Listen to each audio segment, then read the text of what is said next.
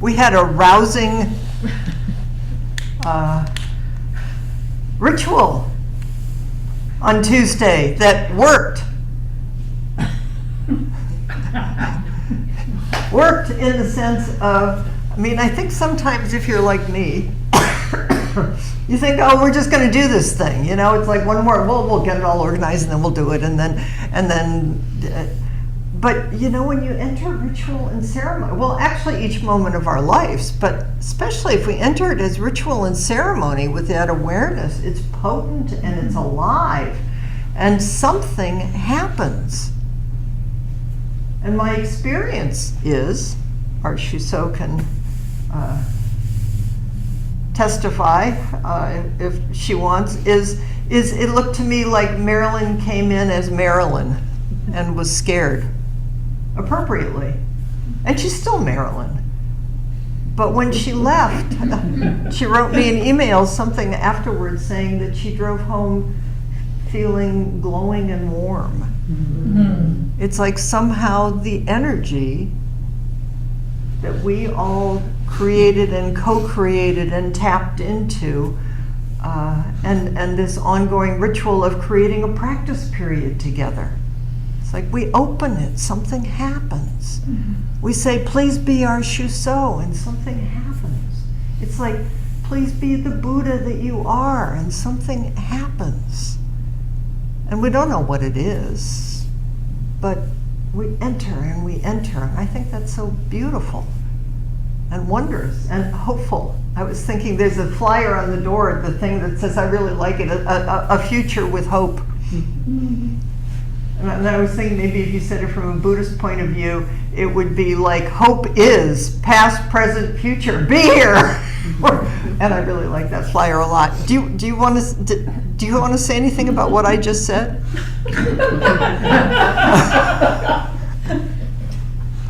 Well, I just would like to add to the fact that I felt very supported and loved during the ceremony, before, during, and after, and I still do. Thank you all. Thank you.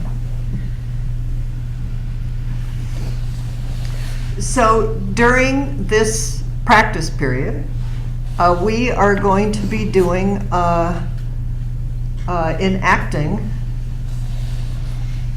rituals. We've already begun. Opening ceremony, closing ceremony, that is a big ceremony. We're going to be doing the lay entrustment ceremony for Erica in November. We'll tell you more about that. An acknowledgement of Erica's long history as a Zen practitioner, and acknowledgement of her as a lay teacher. And there's a ritual, and we'll be doing that. We'll be doing the ritual of service more often than we usually do. And we're going to be chanting the Heart Sutra as ritual. And I really want to encourage you in your homes.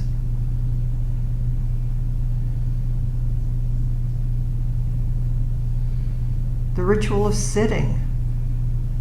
It's really nice to chant after you sit. You know, you can ring bells. You can offer incense. You can throw flower petals. It's just create space. In any way, in any, you know, at Zen centers, at temples, there's little rituals of when you go to the bathroom, you say a little gatha before you enter. Then when you leave, little gathas of washing the dishes. We've done gathas. Gathas are a beautiful way to create ritual. So please, have fun with this. I was thinking when I was sitting where the thought arose, I remember Richard Baker, who was my first teacher, Zen teacher at San Francisco Zen Center, said, or I think he said, but it went in deep, is that if one person walks across a square of people through a crowd of people with intention, it changes everything. It's like those chemistry things, you do where you took little droppers, remember that, and you put it in, and somehow osmosis, it's like, I really believe that. That's part of why I practice, is that how we be, how we enact the ritual of beingness, of practice, of Buddha of love through our lives, changes the whole world. So I have a sense of gratitude to Richard Baker for saying that, because it went in so deep. In a little bit, Marilyn and I are going to continue the ritual that we've established over time of reading from the practice period applications, your intentions, because each person's intention touches everybody else. And our intentions can open and change, they will. But it's important. But what I want to do first, I want to highly recommend this book by Zenju Earthling Manuel, The Shamanic Bones of Zen.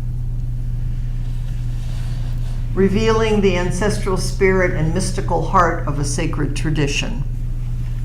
As you may know, Zenju Earthling Manuel is an African-American woman transmitted in our lineage, a transmitted teacher by Blanche Hartman. And I think she's written so. Is that she took maybe still does, is like, what is an African American woman doing in a mostly white upper class Zen San Francisco Zen center?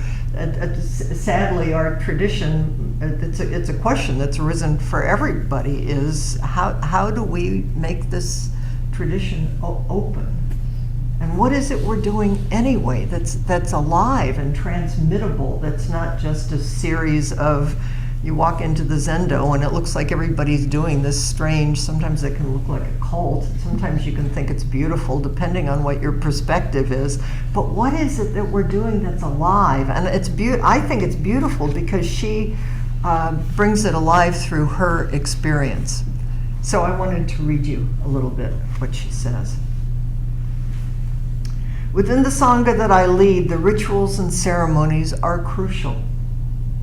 I can espouse my views about oppression and internalized oppression, but it is the rituals of Zen, clear of my thinking and conceptualization, that will give my students an experience of liberation despite oppression.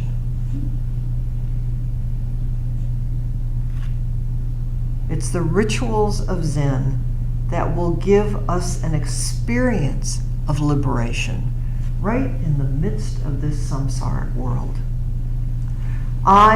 She is merely the conduit that encourages aspirants of awakening to continue sitting, seeing, bowing, and offering themselves also as conduits of wisdom. That's us.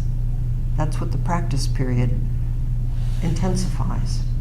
In ritual, aspirants are not following me or anybody else, the person, as much as following and witnessing a way to take action with attention in the midst of their suffering.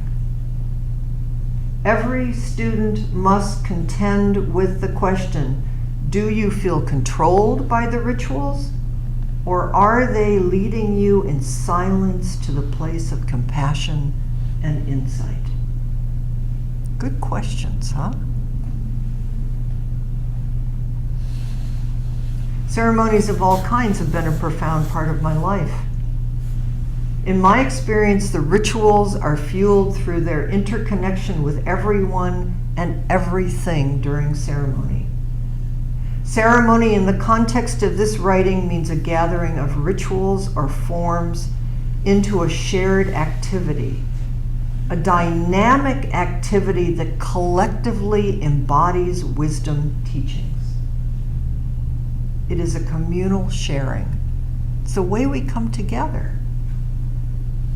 It's a beautiful communal sharing of oneself as part of the prayer, so to speak. This is our prayer tradition. I sent an article out in the newsletter this time that was by Anabthuptum. I'm not sure I'm saying his name right, but he's a wonderful Tibetan teacher who teaches in the Bay Area about prayer. I think sometimes we think we don't do prayer in Zen. I pray all the time. And how we offer our bodies and hearts and minds is a prayer. Keening is a prayer. It's like the future is a future with hope is prayer. Please be prayer. It is a communal sharing of oneself as part of the prayer, so to speak, as a devotee to awakening along with others. In Zen ceremony, a world outside of our usual world is created to enhance devotion and provide an immersive experience of silent action that is transformative and potently beneficial to collective action in the world.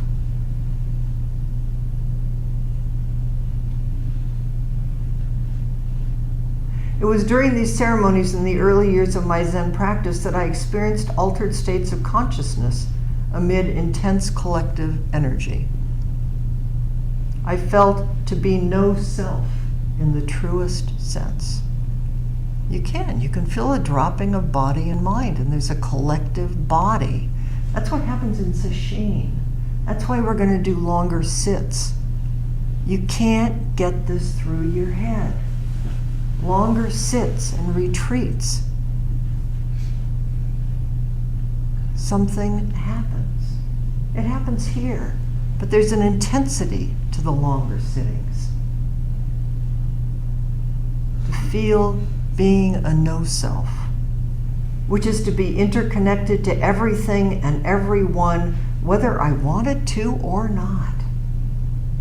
A bell, a whisk, the sense of incense, the drum, the hand that passes the offering, these things cannot be done with the limitations of the mind. To think of yourself doing it alone and how perfect or imperfect you are overshadows the act of being. It's often a thing, maybe, that we all confront in one way or another, is that the Shuso enters thinking they have to be something. And the Shuso-ness happens in the being of it, of the fullness of just offering themselves, ourselves, together, over and over and over again. In being, the role of the rituals and the ceremony can bring you closer to the source by which your life came into being. There is no container in the hard, limited self, in the hard, limited sense. There is no container in the hard, limited sense. There is only water by which you can float or drown, live or die. Either way can be experienced as healing and transformative. Just a little bit more. The transmission of these practices must be led by those trained and authorized and in an appropriate setting while we're here. The content is sacred and cannot be understood out of context. Even in context, it would be overwhelming for teachers to first explain the reasons for the tools and incantations before every ritual or ceremony. Rituals and ceremonies are to be lived. Our own bones must be rattled. It's like, what does the Heart Sutra mean? Would you please tell me what it means? We're going to practice it, and hopefully our bones and our hearts will be rattled. We're going to chant the Heart Sutra in Japanese sometimes. And then it's like, whoa, what was that? But something happens on a cellular level. Zen ritual and ceremony also help explain the tradition's stark difference from secular practices of meditation and mindfulness.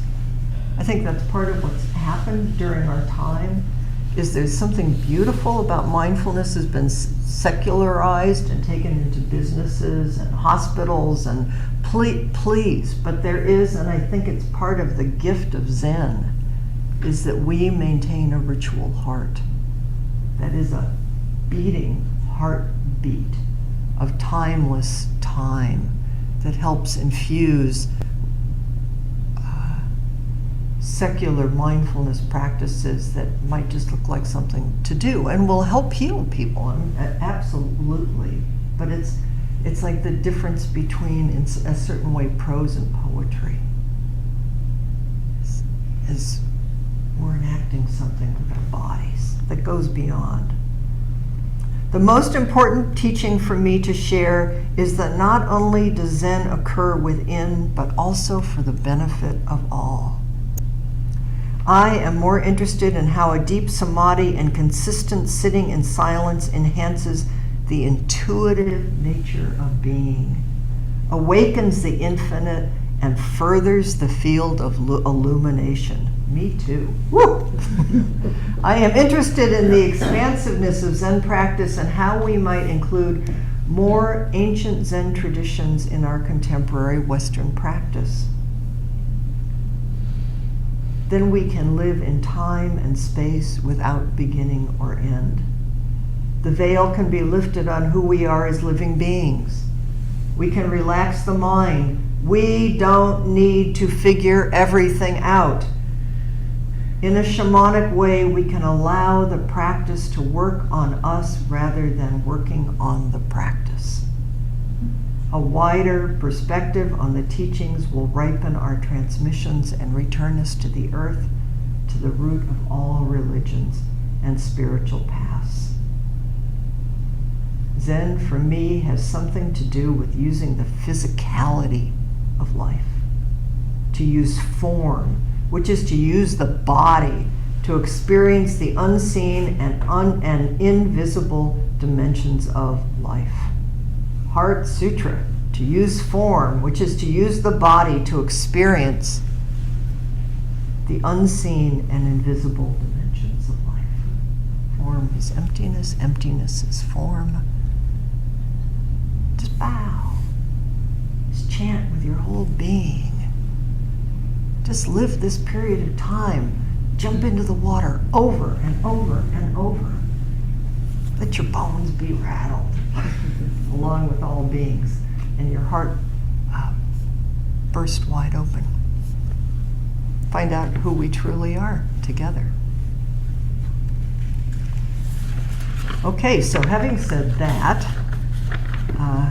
we're going to bring forward the Buddha intentions from practice period applications. And Marilyn's going to start.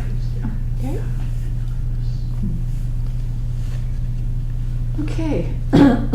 So. Let me just make sure. Can people see you? Are she? Okay. Can they hear me? Yeah. Okay, good, thanks. Okay, so this person said, my intention, to clear my mind of harmful conditioned reactions, open my heart to be more patient, generous, and grateful, see others' viewpoints with equanimity, develop more regular meditation practice, develop ease with whatever is happening in the present moment.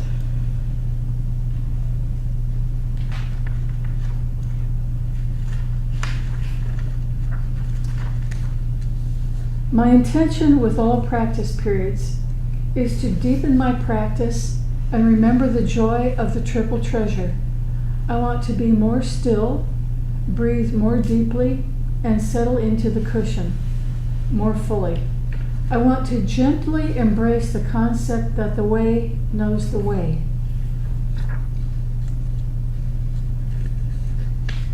And this person's intention is long-term personal best bodhicitta.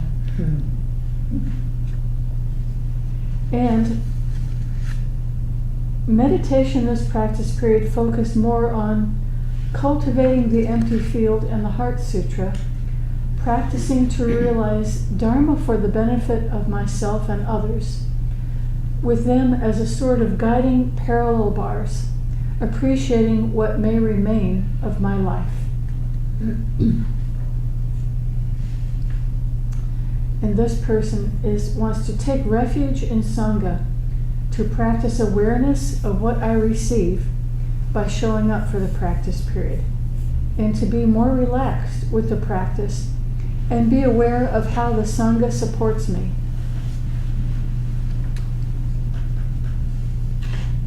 And this person's intention.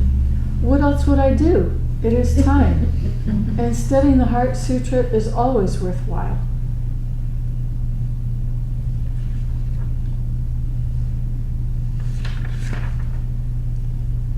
And this year, it seems particularly important to gather resilience and compassion as our changing world rages out of control.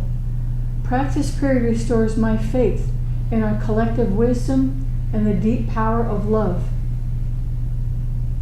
My practice period and I both expressed an interest in the process of aging well.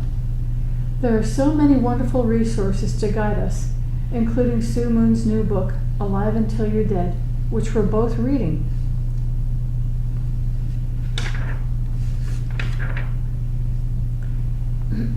This person says, deepen my spiritual practice and emotional and physical capacity to meet the challenges of our present circumstances and conditions.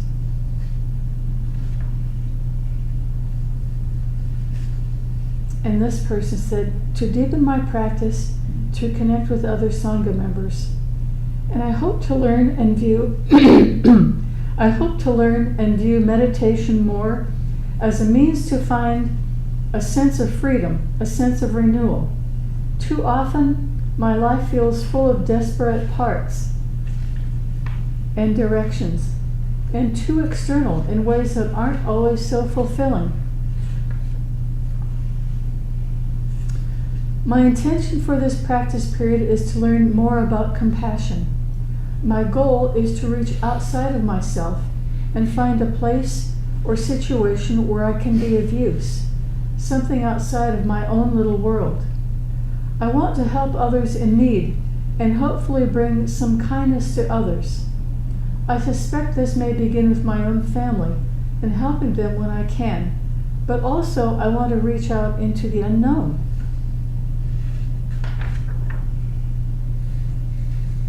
My intention is to deepen my practice and listen to and savor the Dharma with a more attuned heart.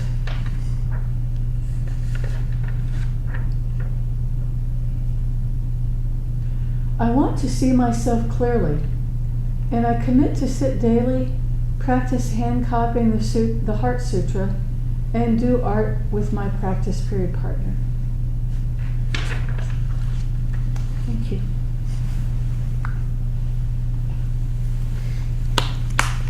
Here's some more bodhisattvas.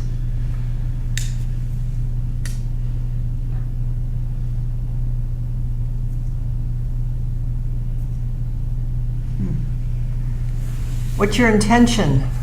Including everything in my practice, not excluding aspects of my experience from practice. Of particular wonder to me are the intersections of Buddhist views and Western culture and history. How all of that reflects in our politics in response to climate change and our self and no self. All of these parts of my awareness are seeking encompassing practice that doesn't hide but embraces whatever is.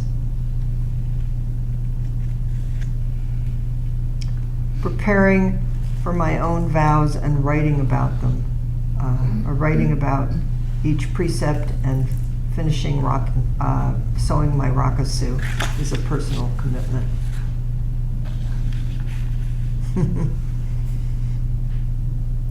My intention is pretty simple. Get to Sangha.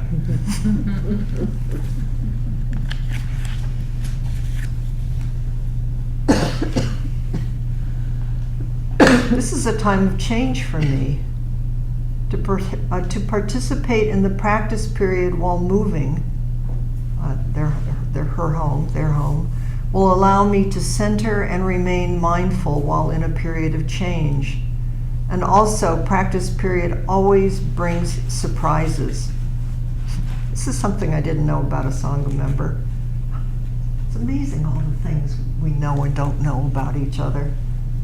The onset of my Buddhist practice was on a retreat in 2008 in Vietnam with Thich Nhat Hanh.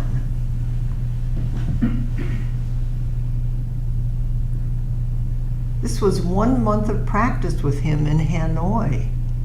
And then I tried many different places. And when I returned to Santa Rosa, and now this person's practicing here. One thing that always happens during practice period is it deepens my relationship with the Sangha.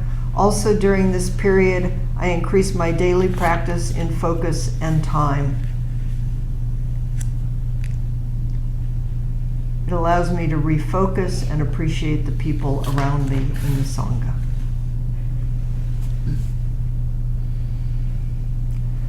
I intend to practice recognizing and intercepting the cycle of sowing seeds of anger and fear. I believe that I will work the idea of what seeds am I choosing to sow.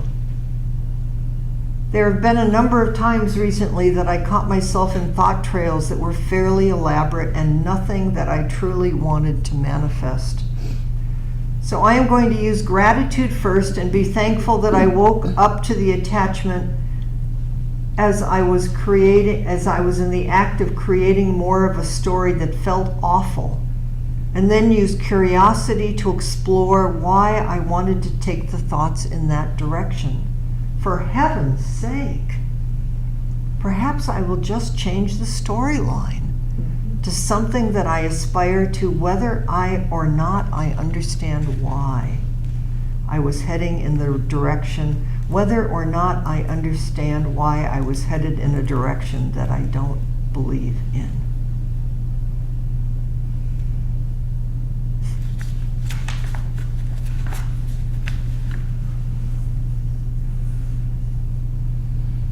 Deepen practice, learn skillful means, detach more.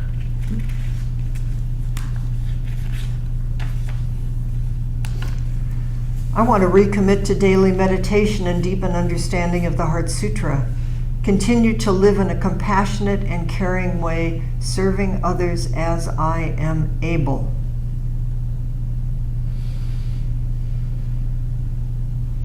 Daily meditation, gratitude practice, Tonglen, deepen understanding of the Heart Sutra, and eating more mindfully.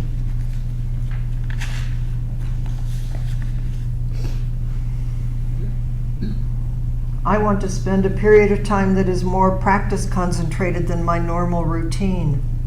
I will sit 5 times a week. I will study texts on the Heart Sutra.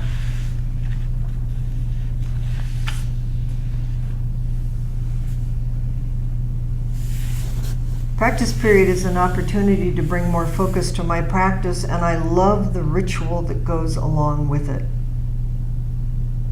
I intend to spend time meditating twice a day during the practice period instead of just once, as I have been doing. I also plan to read the Great Wisdom Beyond Wisdom, Heart Sutra, and other related books, and I would like to spend more quiet time in nature during these weeks.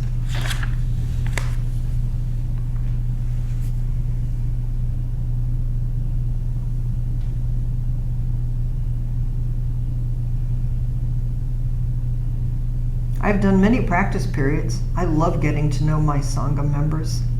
I commit to everyday Zazen, getting together with my partner as time permits, checking in with my other partner. I plan to lead a workshop called Boats to Nowhere, Crossing to the Other Side. Cool.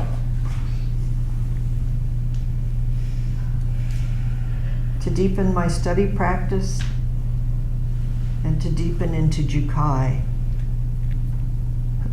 My interest in Buddhism began from reading a National Geographic magazine about Tibetan Buddhism and the Dalai Lama when I was 13.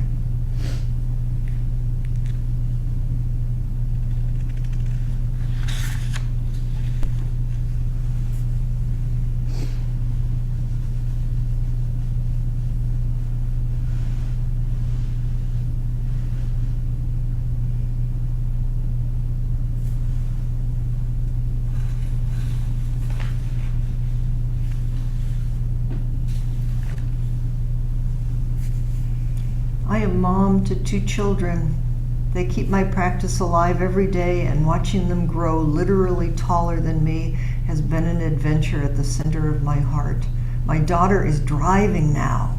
I've been married for 19 years to a partner who is happy in the morning, intelligent and honest, and works very long days. My parents are incredibly loving and supportive and hilarious, and in addition to working part-time with them in the family business that my dad began 40 years ago.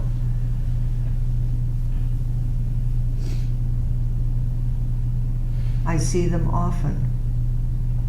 Being close to them is one of the biggest blessings of my life. I vowed to honor the triple treasures, so here I am. And I love the rituals and the possibilities that deepening practice can illuminate.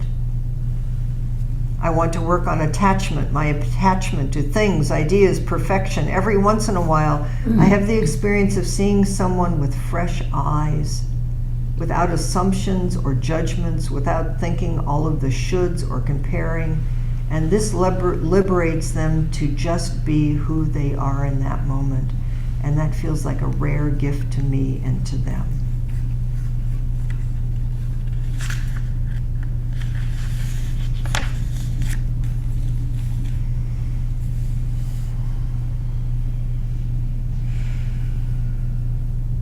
To deepen practice and community and better integrate my values related to social inclusion, anti-racism, and power with Buddhist teachings.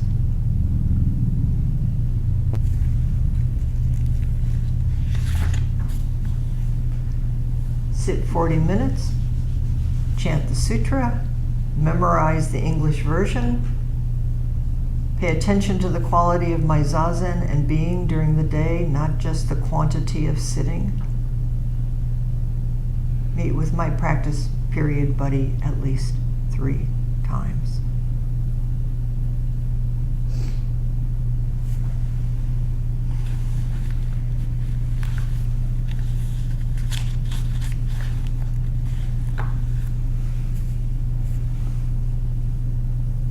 Sometimes, maybe you're like me, think, oh, it's just us. It is just us.